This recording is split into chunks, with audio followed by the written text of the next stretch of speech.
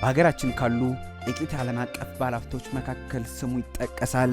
በምስራቅ አፍሪካና በዱባይ የተለያዩ ድርጅቶች በስሙ አሉት። ሰው ከዜሮ ተነስቶ ስኬታማ መሆን እንደሚችል ማሳያና ሕያው ምስክርም ጭምር ነው።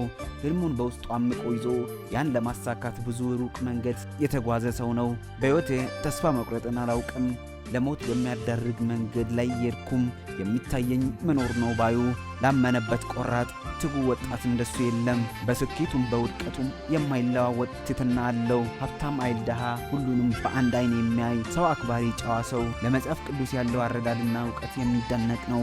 ደግሞም ፈራ እግዚአብሔር ነው። በሕይወቱ ለፈጣሪው የሚሰጠው ቦታ ወደር የለሽ ነው። የሀብቱ መጠን ግማሹን የኢትዮጵያ ሕዝብ ለወራት ይመግባል ቢባል ማጋነን አይደለም። ዛሬ የደረሰበትን ደረጃ ለመድረስ ያልወጣው ዳገት ያልወረደው ቁልቁለት የለም። ያልተመቻቹ ሁኔታዎች እሱን ግን ከህልሙ ሊገድቡት አልቻሉም።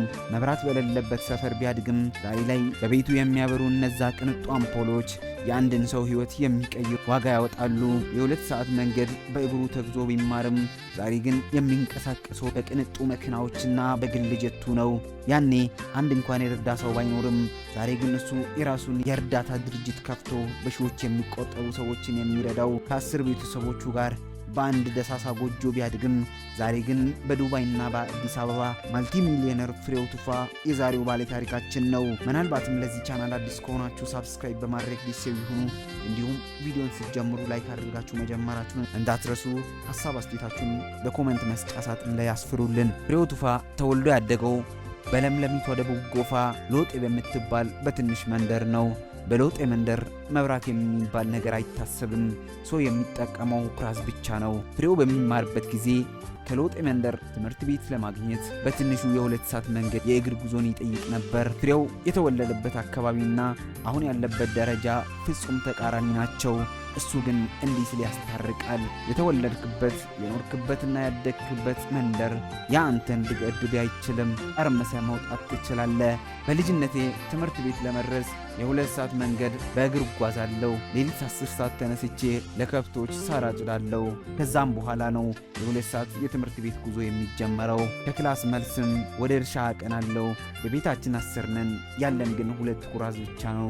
እኔ የሚታየኝ የዛኔ የነበረኝ ኩራዝ አልነበረም። ለመሻገር አሻግሮ ማየትን የመሰለ ነገር የለም ይላል ፍሬው። ከሎጤ መንደር የወጣው የኢትዮጵያ መከላከያ ሰራዊትን በመቀላቀል ነበር። ከመከላከያ እልህ አስጨራሽ ስልጠና በኋላም ወደ ምህንድስና ተቀላቀለ።